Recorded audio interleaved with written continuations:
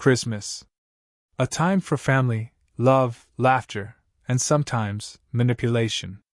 For most people, the holidays mean joy and warmth, but for Emma, it meant something else entirely: pressure, guilt, and emotional blackmail, all neatly wrapped up in a bow of family tradition. Her father-in-law, Richard, had mastered the art of guilt-tripping. He didn't yell, didn't threaten, he just guilt-tripped.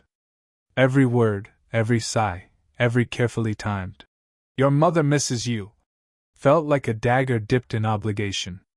But this year, Emma wasn't going to play along. Not again. Because when Richard tried his usual tricks, Emma decided to teach him a lesson in boundaries, one so poetic, even Karma would have applauded. Music swells slightly.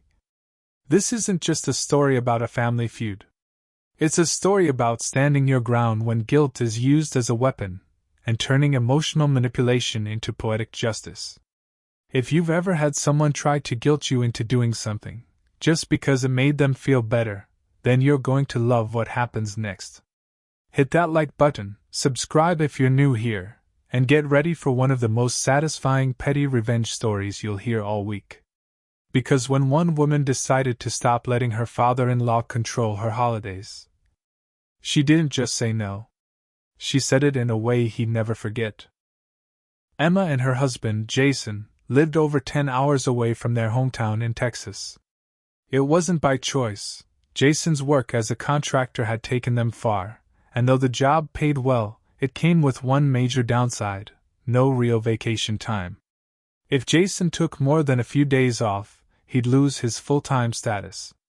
That meant less income, fewer benefits, and a mess of uncertainty when the next month rolled around.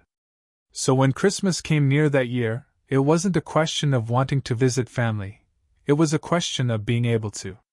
Still, that didn't matter to Richard. To him, it wasn't about understanding. It was about control. "You know," he said one evening over the phone, his voice heavy with artificial sadness, "we've kind of made it a tradition, you two visiting every few years. Would be a shame to break it now." Emma exchanged a look with Jason, who rolled his eyes silently beside her. Tradition. That was Richard's favorite word when he wanted something. And when tradition didn't work, he reached for another tool in his kit: guilt. Over the next week, the calls kept coming. Richard would drop subtle comments that weren't really subtle at all. "You know, your uncle's not doing so well. Might not be many Christmases left with him." Or, "Your mother's been really down lately. Losing her cousin hit her hard. She needs her family around." Each sentence was carefully crafted, wrapped in false concern but dripping with manipulation. The thing is, Emma did care. She loved her in-laws. She adored her mother-in-law, Diane, who had always been warm and kind. But she could feel the difference between love and control. And what Richard was doing wasn't love. It was pressure disguised as family obligation. Jason had his own feelings about it too. He was quiet by nature, a man who avoided confrontation. But Emma could see the exhaustion in his eyes every time his father called. "He's trying to make me feel like a bad son," Jason muttered one night. "Like we don't care about them. But we've been up there twice already this year." And it was true. They had made the 10-hour drive earlier that summer to help with home repairs after a storm, and again in the fall when Diane's cousin passed away.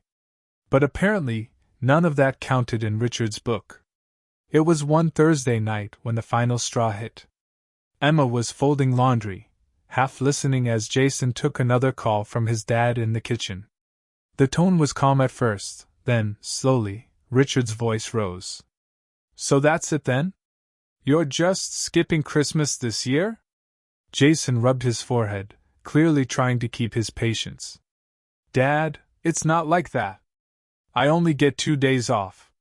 We can't drive 10 hours both ways for a one-day visit."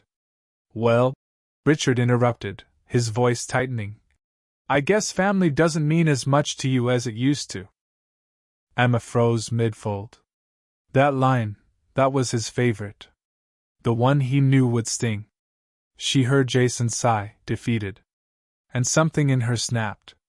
That night, Emma decided she was done being polite. Done with guilt. Done with manipulation. Done with being made to feel like a bad person for simply having limits. Glowing star the plan. Later that night, as they sat in bed, Emma turned to Jason. "If he wants us to spend time with family," she said slowly, "then we will. Just not the way he expects." Jason looked up, curious. "What do you mean?" Emma grinned. "We'll visit everyone. Every friend, every relative we never have time to see. Cousins, old neighbors, your aunt in Oklahoma, everyone. We'll make it a real family trip.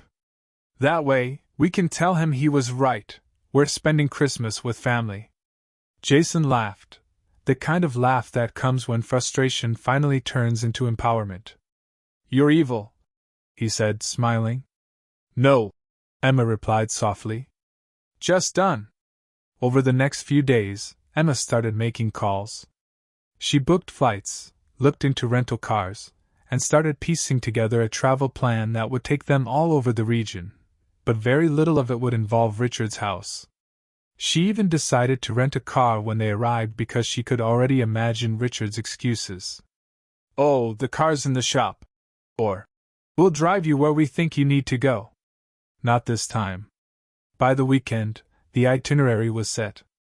They'd spend Christmas Eve visiting Jason's cousins, Christmas Day with friends nearby, and the day after with Emma's parents. Richard and Diane? They'd get a polite afternoon visit, nothing more. When Sunday came, it was time for the talk. Emma sat beside Jason as he dialed. She could hear Richard's voice immediately, that overly cheerful tone that always meant he was about to guilt trip again. "So, son, have you booked your flights yet? Your mother's been talking about your favorite casserole all week." Jason smiled slightly and glanced at Emma. "Actually, Dad, yeah, we're finalizing plans now." There was a pause, then Richard's hopeful tone returned. "That's wonderful. You'll be staying here, of course." Emma leaned toward the speaker and cut in gently. "Actually, Richard, it worked out better than we thought.